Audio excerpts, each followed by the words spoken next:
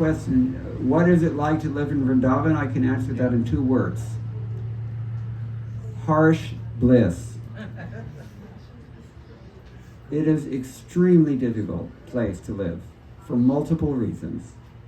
But at the same time, it is so ecstatic and so nourishing for the soul.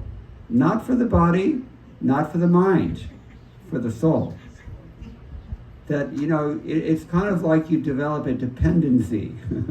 You're sustained by that dham spiritually, such that when we come outside of the dham, it's really a challenge, because the onslaught of hardcore maya is just so intense. We don't really feel it so much in Vrindavan, because that's Srimati Radharani's protection is there. She's the internal potency of the Lord, Ladani Shakti. So, Rupa Goswami says it very eloquently in his Padyavali. He says that there are many people who very ardently worship Krishna to fulfill their desires, and Krishna doesn't always do so. He doesn't have to do so. He doesn't necessarily, it may not happen.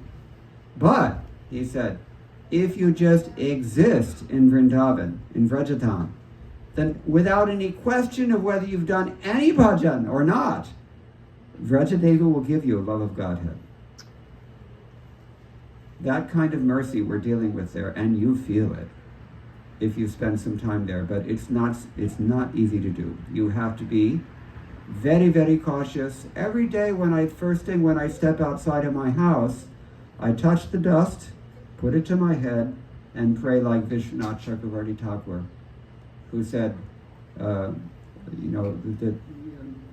where people have a natural love of Godhead, where Srimati Radharani is established as the supreme monarch, and where my own hope lies for an eternal abode, may that Vrindavan be my only residence.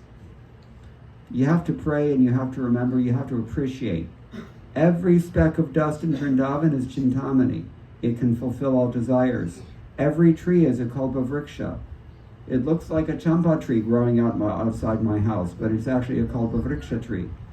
And in fact, the houses themselves, Chintamani Prakara Sadma, right? What does that mean? Chintamani Prakara Sadma. What kind of houses? Chintamani houses.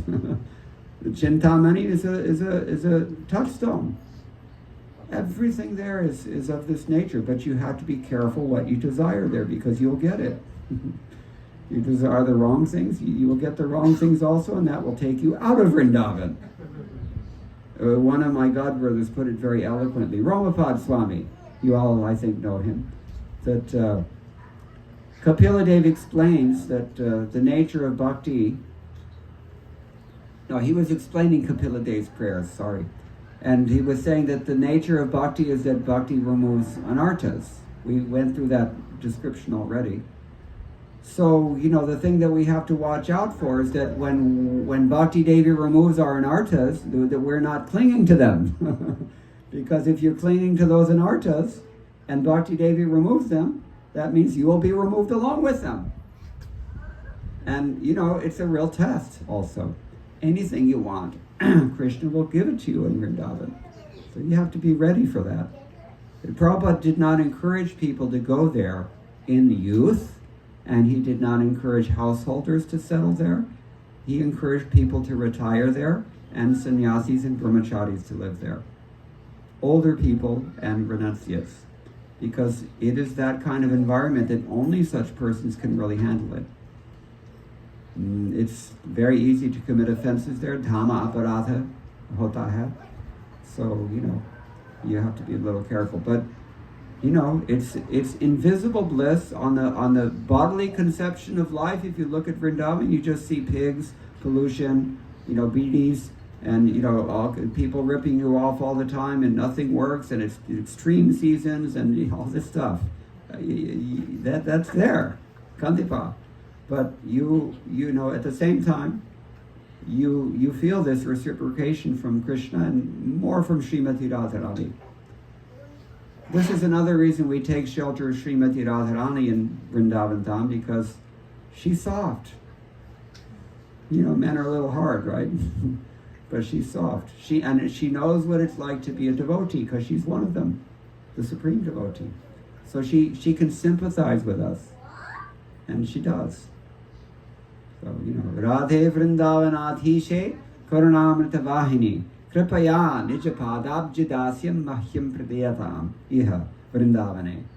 Means, that Srimati Radharani, Radhe Vrindavanadhishe, Queen of Vrindavan, Karunamrita Vahini, conduit of the great nectar of Krishna's mercy, Kripaya Nijapadabjadasyam, give me a position of servitude at your lotus feet, here in Vrindavan.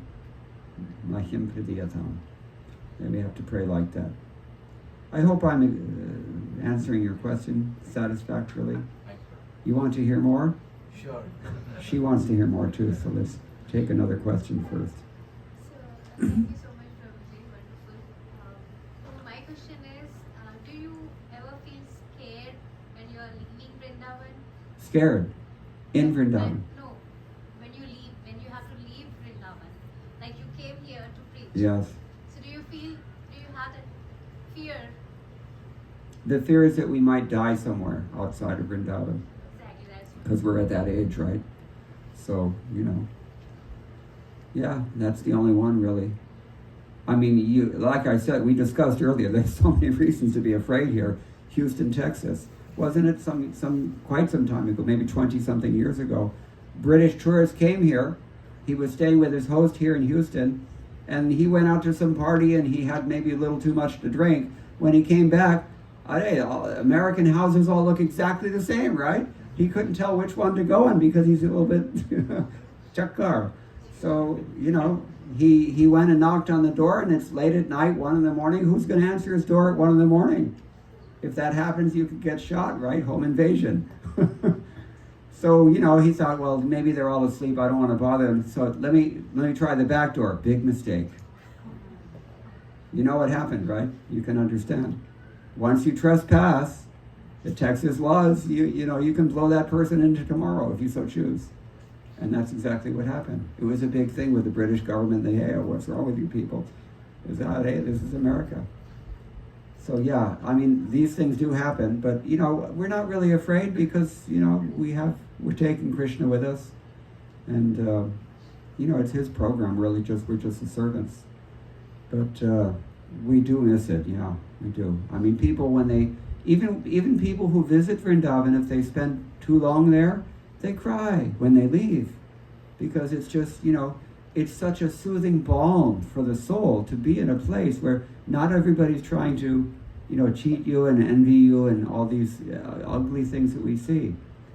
Cheat you they will do, I have to say. But the envy is not so strong there, On that point, Prabhu, there's a story in